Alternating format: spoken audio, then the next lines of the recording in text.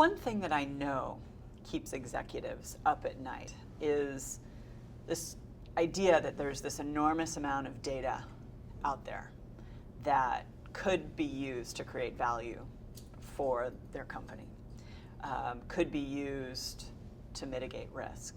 And yet, how do you filter the valuable information from the noise?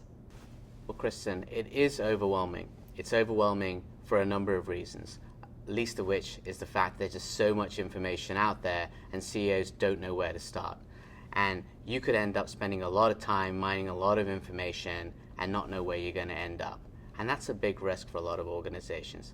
But here's one unquestionable fact. Regulators are increasingly using social media to investigate various industries.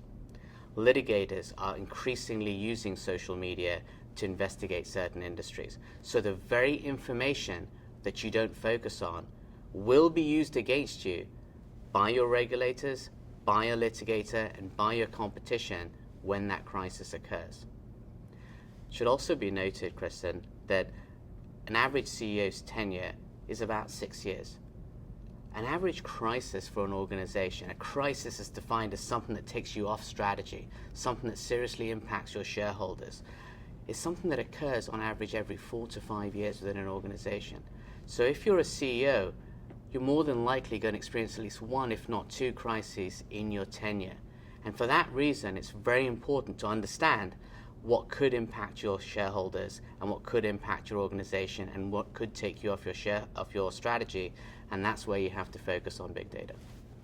And one of the ways we do this, right, and Sanjay, I do this frequently for clients, is the gamification of risk. So we will put the executives around a table with the CEO there, and we will walk them through certain scenarios, and it will be live action, right? We have media coming in, we have social media feeds that we've doctored up, and we're feeding it in, and we're testing to see how the organization at its highest levels and at the level where, you know, the meat of the organization really sits, how they perform.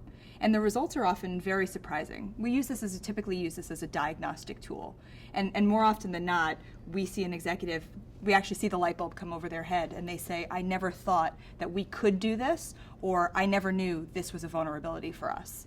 So gaming out those different potential crises, those different scenarios, leveraging big data to do it, and then seeing how the organization responds is an excellent place to start.